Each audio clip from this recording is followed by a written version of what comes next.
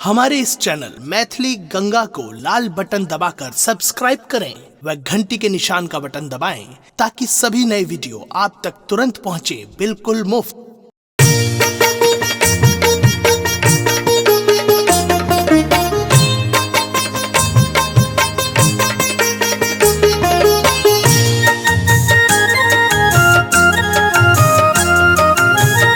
अपने सुन रहे छी गंगा कैसेट की प्रस्तुति।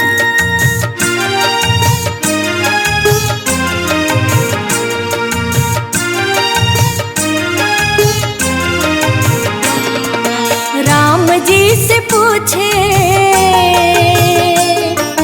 राम जी से पूछे जनकपुर के नारी, बता द बबुआ, बता द बबुआ, लोग बदेत काहे गारी, बता द बबुआ, लोग बदेत काहे गारी, बता द बबुआ।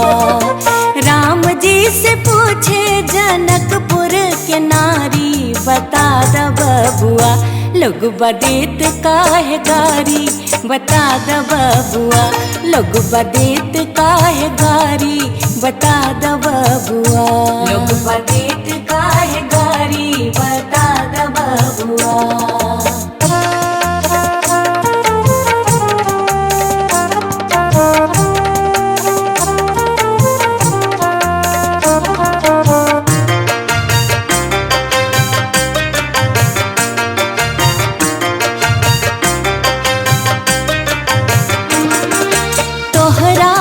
पूछूं मैं ओ धनुषधारी, हो तोहरा से पूछूं मैं ओ धनुषधारी, ओ धनुषधारी, ओ धनुषधारी।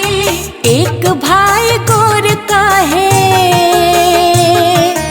एक भाई गोर का है, एक भाई कारी, बता द बबुआ, बता द बबुआ, लोग बदेत काहे गारी, बता द बबुआ, लोग बदेत काहे गारी, बता द बबुआ, लोग बदेत काहे गारी, बता द बबुआ।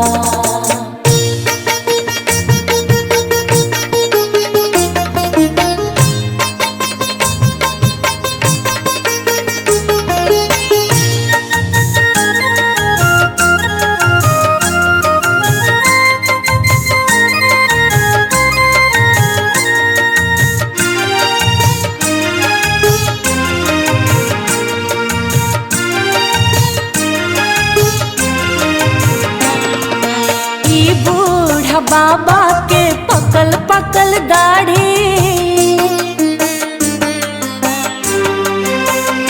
हाँ ये बूढ़ा बाबा के पकल पकल दाढ़ी, पकल पकल दाढ़ी, पकल पकल दाढ़ी। देखन में पातर,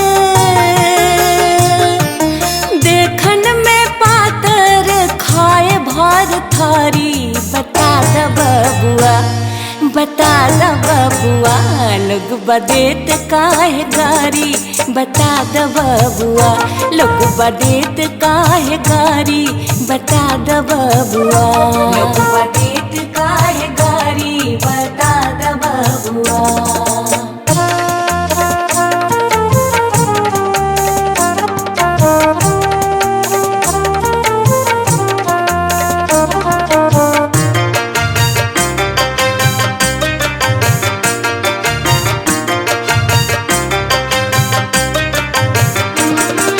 राजा दशरथ जी कलन होशियारी, हो राजा दशरथ जी कलन होशियारी, कलन होशियारी, कलन होशियारी। एकटा मराद पर, एकटा मराद पर तीन तीन गो नारी, बता द बबुआ, बता द बबुआ, लोग बदेत काहे गारी, बता द बबुआ, लोग बदेत काहे गारी, बता द बबुआ, लोग बदेत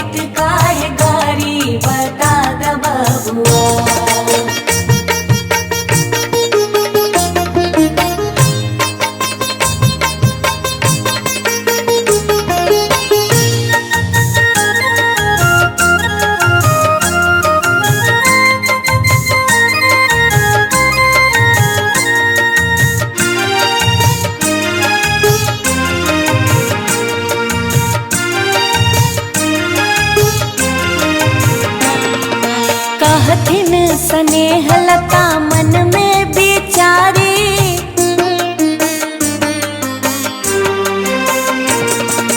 कहथिन स्नेह लता मन में बिचारी, मन में बिचारी, मन में बिचारी।